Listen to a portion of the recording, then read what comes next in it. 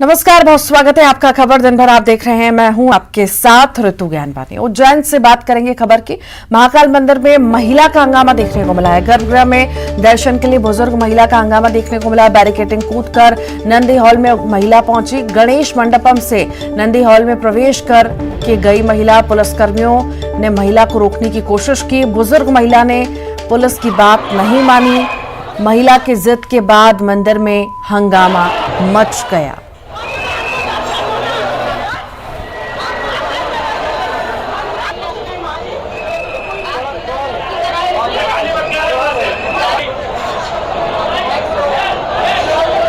और ज्यादा जानकारी के लिए अजय पटवा हमारे साथ जुड़ गए हैं।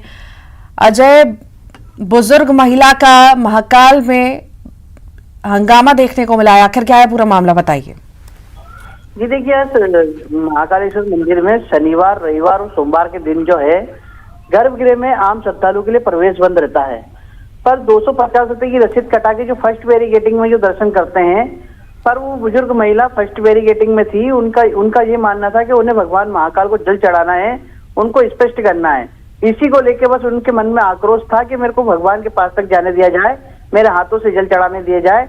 इसी की बात को लेकर वो बैरिकेडिंग से नंदी हाल में कूद गई और इसके बाद जो पुलिस कर्मी थे, सुरक्षा कर्मी थे, सिक्योरिटी गार्ड के कर्मी थे, उन्होंने रोकने का प्रयास किया, लेकिन महिला के मन में एक ही था कि उसको सिर्फ भगवान महाकाल को जल अर्पित करना है। और अंत में यही हुआ कि आखिरकार कर्मचारियों को महिला को अंदर जाने दिया गया और साथ ही जो है गर्भगृह में जाकर महिला ने जल अर्पित किया और इसके बाद महिला को जाने दिया है। तो यही महिला का यही आक्रोश था कि जो है मुझे भगवान महाकाल को जल अर्पित करना है, इसलिए मुझे अंदर जाने दिया जाए। इसी बात को लेकर महिला जो है ने जो है हंगामा खड़ा कर दिया था। जी ठीक, बहुत बहुत शुक्रिया जानकारी को साझा करने के लिए। आगे बढ़ते हैं, उज्जैन की बात करते हैं। विश्व प्रसिद्ध ज्योतिर्लिंग बाबा महाकाल मंदिर में दर्शन व्यवस्था के विरोध में पंडित पुजारियों धरना प्रदर्शन उनका देखने को मिला। मंदिर के पंडित पुजारी एकमत होकर प्रोटोकॉल व्यवस्था देखने वाले कर्मचारियों के खिलाफ नंदी हॉल में धरने पर बैठ गए। उनकी मांग थी कि मंदिर में 750 रुपए की रसीद अवैध रूप से काटी जा रही है, उसे बंद किया जाए। मंदिर समिति की बैठक में 1500 रुपए रसीद पर 2 व्यक्तियों को एक रसीद पर प्रवेश देने का फैसला हुआ था, उसे ही जारी रखा जाए। 750 रुपए की रसीद की वजह से हर कोई मंदिर में प्रवेश कर रहा है। मौके पर पहुंचे सहायक प्रशासक लोकेंद्र चौहान ने सभी पुजारियों को इस मामले में जल्दी निराकरण करने का आश्वासन दिया और धरना समाप्त करवाया। मंदिर समिति के द्वारा जो 750 की रसीद काटी जा रही है और 1500 की रसीद काटी जा रही है, उसमें 750 की जो रसीद है वो अवैध रूप से काटी जा रही है। मंदिर समिति में निर्णय नहीं हुआ, प्रबंधक समिति में निर्णय नहीं हुआ। हमारा ये विरोध है कि इनकी रसीद बंद की जाए और 1500 की जो रसीद कट रही है पंडित पुजारी के नाम से वो काटी जाए और जो प्रोटोकॉल के नाम पे जो कर्मचारी उन्होंने धान काली चला रहे हैं और अवैध रूप से वसूली करके अंदर लेके जा रहे हैं, उसको बंद करा जाए। सभी को सुलभ और सरल दर्शन हो, जो हमारे प्रोटोकॉल के माध्यम से या पुजारी पुरोहित के माध्यम से यजमान आते हैं उनको भी अच्छी से अच्छी सेवा देने के साथ ही साथ हमारे जो 1 से 1.5 लाख श्रद्धालु और आगंतुक लोग आते हैं उनको भी अच्छे से अच्छी सुविधा दें। इसके कारण कभी न कभी थोड़ी बहुत समस्या हो जाती है, इसका समाधान करते हैं। धार से बड़ी खबर की बात करेंगे। एक ही परिवार के 2 पक्षों में मारपीट हुई है। जमीन विवाद में मारपीट हुई। एक व्यक्ति की मौत की खबर है, 2 गंभीर घायल हैं। पुलिस ने दोनों पक्षों पर मामला दर्ज किया है। पुलिस ने 4 लोगों को हिरासत में भी लिया है।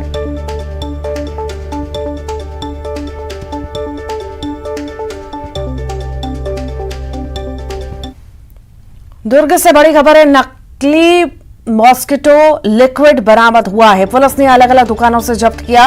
पुलिस ने 4 आरोपियों को गिरफ्तार भी किया है। कंपनी की शिकायत पर पुलिस ने ये कार्रवाई की है।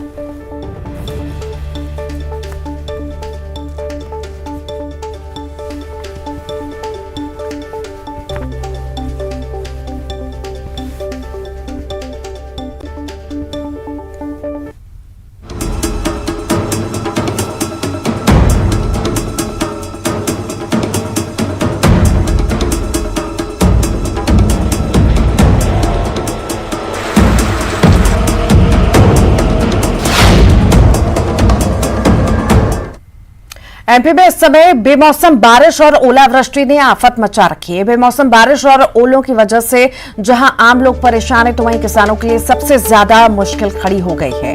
करीब करीब सभी जिलों में कई दिनों से रुक रुक कर बारिश और ओलावृष्टि से भारी मात्रा में किसानों की फसल चौपट हुई है। किसानों का भारी नुकसान हुआ। आप अपनी टीवी स्क्रीन पर तस्वीरों के जरिए जान सकते हैं कि बेमौसम बारिश ने किस कदर कहर बरपा रखा है।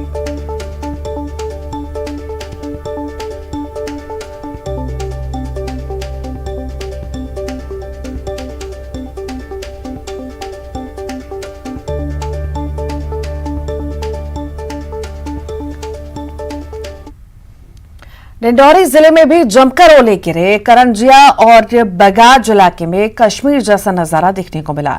गिरवरपुर गांव की सड़क खेत में ओलों की सफेद बर्फ की चादर नजर आ रही है।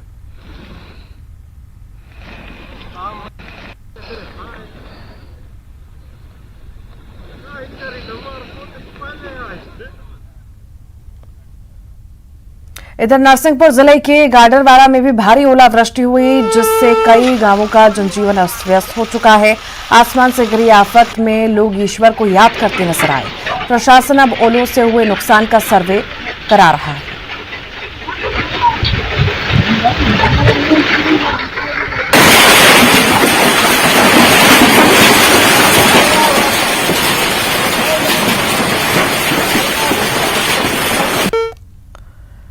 छत्तीसगढ़ के कई जिलों में झमाझम बारिश हो रही है। आप टीवी स्क्रीन पर रायपुर, बिलासपुर, कोरबा, अंबिकापुर, मनेन्द्रगढ़, दुर्ग, मुंगेली और कवर्धा की तस्वीरें देख रहे हैं, जहां लगातार बारिश से लोगों की परेशानी बढ़ गई है। लगातार बारिश होने से कई जिलों में बिजली गुल हो चुकी है। तेज हवाओं के साथ ही बारिश होने से जनजीवन अस्त व्यस्त हो गया।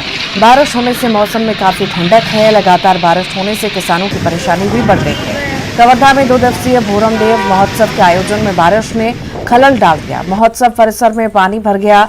आंधी से पंडाल भी उड़ गए, जिसके कारण बीच में कार्यक्रम रोकना पड़ा।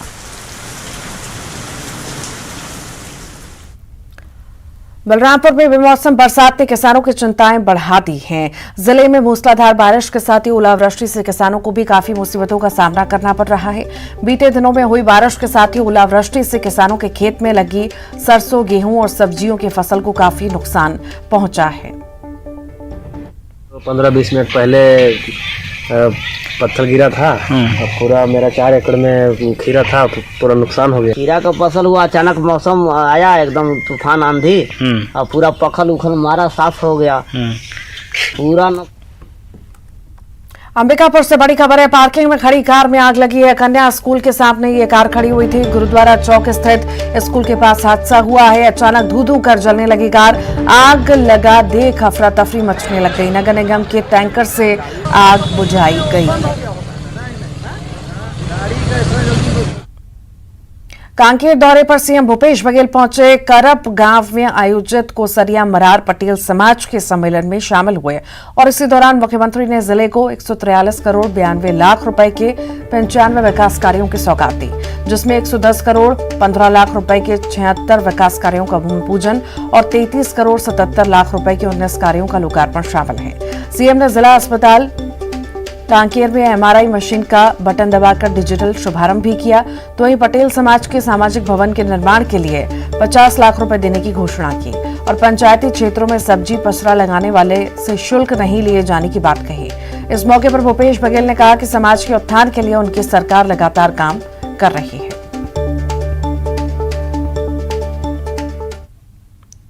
राजधानी रायपुर के रावलभाटा में आज देश भर से जुटे साधु संतों ने हिंदू राष्ट्र के लिए हुंकार भरी है और धर्मांतरण के खिलाफ जमकर बरसे। धर्म संसद में कौमी एकता की मिसाल भी देखने को मिली। धर्म सभा में सभी धर्मों के प्रमुखों ने हिस्सा लिया। हिंदू, मुस्लिम और सिख समाज के प्रमुखों ने भी धर्म सभा का स्वागत किया। धर्म सभा को संबोधित करते हुए स्वामी अवधेशानंद जी महाराज ने कहा कि सभी लोग हिंदू संस्कृति को अपना रहे हैं। पीएम ने विदेशों में योग फैलाया। आज पूरे विश्व में हिंदू धर्म छाया हुआ है। तो वहीं अखिल भारतीय संत समिति के महामंत्री जितेंद्रानंद सरस्वती ने कहा कि नक्सलवाद से प्रभावित सर्वाधिक जिले छत्तीसगढ़ में है और सबसे ज्यादा धर्मांतरण गैर भाजपा शासित राज्यों में ही क्यों हो रहा है। निर्मोही अखाड़ा के संत राजीव लोचन महाराज ने कहा कि हम साधु हैं, किसी राजनेता के नेता को नहीं जानते। अमेरिका के अनेक विश्वविद्यालयों में अभी ये अनुसंधान हुआ कि कौन सी संस्कृति, संस्कार, सभ्यता, विचार और जीवन शैली पूरे संसार में चारों ओर छा गई है, तो पता लगा वो हिंदू धर्म, संस्कृति और संस्कार है। धर्म संस्कृति योग के रूप में, योग के रूप अब कल्पना नहीं कर सकते। मैं 4 दिन पहले ही अंतर्राष्ट्रीय योग महोत्सव में था, वहां 90 देशों के प्रतिनिधि आए हुए थे, और इससे पूर्व में भी मैं तो 30-35 वर्षों से पश्चिमी देशों के भ्रमण पर हूं।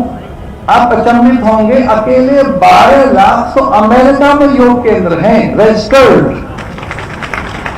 और हमारे मुस्लिम भाइयों के देशों में कोई एक भी देश ऐसा नहीं छूटा जहां योग महोत्सव न हुआ।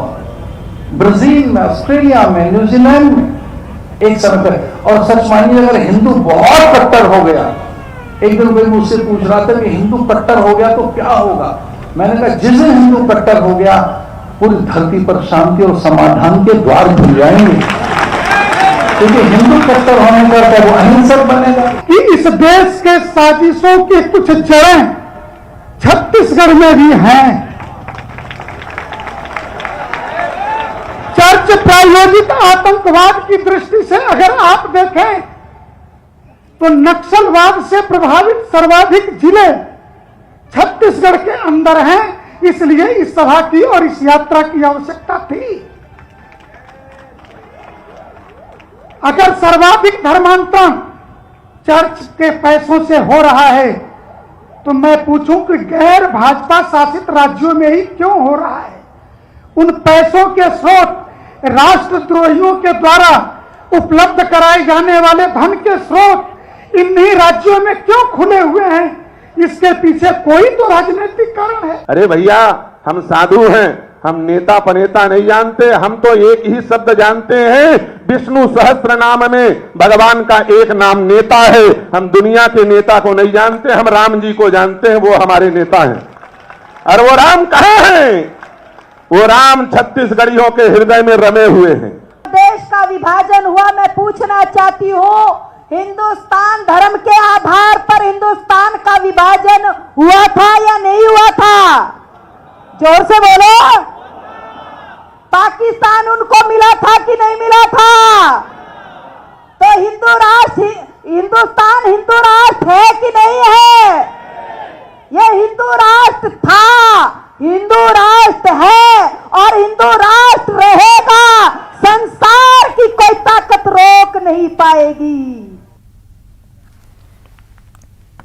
साधु संतों की धर्मसभा पर सीएम भूपेश बघेल ने कहा कि हिंदू राष्ट्र की मांग केंद्र सरकार से करना चाहिए क्योंकि भारत पंथ निरपेक्ष है। सीएम ने कहा कि बहुत सारे साधु संत बीजेपी समर्थित हैं, ऐसे संतों को दिल्ली में सभा करनी चाहिए। ये लोग जनता को बरगलाने का काम कर रहे हैं। ये मांग भारत सरकार से करना चाहिए, ये मांग भारत सरकार से करना चाहिए। और केंद्रीय गृह मंत्री माननीय अमित शाह जी ने बयान दिया है कि देश संविधान के हिसाब से चलेगा। इसका मतलब ये है कि पंथ निरपेक्ष ये देश है। अब ये लोग मांग कर रहे हैं और इसमें बहुत सारे जो साधु संत हैं वो भाजपा समर्थित भी हैं, भाजपा सपोर्ट भी करते हैं। तो यहाँ करने के बजाय उनको दिल्ली में करना चाहिए और वहाँ मांग करना चाहिए। अभी अमित शाह जी 25 तारीख को आ रहे हैं, उनसे जाके मिलना चाहिए। तो ये केवल लोगों को बरगलाने का काम हो रहा है। न्यूज 18 नेटवर्क पर हम राइजिंग इंडिया के तीसरे एडिशन की अनाउंसमेंट करने के लिए बेहद उत्साहित हैं। राइजिंग इंडिया एक ऐसा मंच जहां हम भारत की सफलता और विकास की कहानी को सेलिब्रेट करने के लिए कुछ सबसे बड़ी और सबसे प्रभावशाली हस्तियों को एक साथ लाते हैं। इस साल की थीम होगी रियल हीरोज, जहां हम कुछ असाधारण लोगों की कहानियों के साथ साथ उनकी असामान्य उपलब्धियों की भी बात करेंगे। इन लोगों ने हमारे देश में एक सकारात्मक बदलाव लाने में भरपूर मदद की। इनमें शामिल होंगे जलवायु आपातकाल से लड़ने वाले लोगों से लेकर भारत की सब कुछ पुरानी कला, विरासत और संस्कृति को पुनर्जीवित करने में मदद करने वाले लोग। देश भर से न्यूज 18 नेटवर्क के पत्रकारों ने हमारे बीच इन नायकों की पहचान करने में हमारी मदद की और अगले कुछ हफ्तों में हम इन खास लोगों और इनकी कहानियों को आपके सामने लेकर आएंगे। जीवन की राह में अनेक लोग मिलते हैं, लेकिन अच्छे मार्गदर्शक हमेशा के लिए हमारे दिल में अपनी जगह बना लेते हैं। मध्य प्रदेश के सिंगरौली जिले में स्थित वैधान में एक सरकारी विद्यालय की अध्यापिका उषा दुबे एक ऐसी ही शख्सियत है जिन्होंने अपने विद्यार्थियों की शिक्षा के प्रति अपना जीवन समर्पित कर दिया है। जब दुनिया कोविड-19 के प्रकोप से जूझ रहा था, तब विद्यालय और पुस्तकालय बंद होने के कारण बच्चों की शिक्षा पर भी इसका बहुत बुरा असर पड़ रहा था। तो उषा जी ने तुरंत अपने स्कूटर को एक चलते फिरते पुस्तकालय में परिवर्तित कर दिया, जिसे लेकर वह घर घर जाती, बच्चों को कहानियां सुनाती, शैक्षणिक कार्य देती और उनके पढ़ने के लिए किताबें भी छोड़कर जाती। एक शिक्षक के रूप में अपने छात्रों के लिए मैं जो भी कार्य करती हूँ, वो सभी काम मुझे मन में कहीं ना कहीं एक संतोष देते हैं कि मैं बच्चों के लिए कर रही हूँ। क्योंकि शिक्षक का जो पेशा होता है वो सिर्फ पैसे कमाने का एक जरिया नहीं रहता है, वो बच्चों के जीवन से जुड़ा रहता है। हम जो भी कार्य करते हैं वो बच्चों के भविष्य को बनाता है, बच्चों के जीवन को एक नई दिशा देता है। उन्होंने संकल्प लिया था कि वह बच्चों की शिक्षा का नुकसान नहीं होने देंगी और उन्होंने इसके लिए सभी संभव कदम उठाए और दृढ़ता से इस लक्ष्य पे जुटी रहीं। उनके प्रयास अनदेखे नहीं गए और प्रधानमंत्री श्री नरेंद्र मोदी ने खुद मन की बात में उनको सराहा है।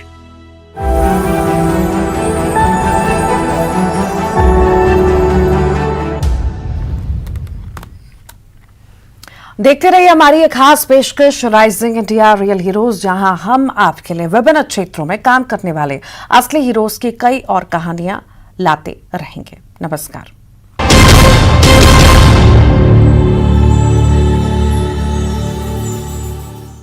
लड़की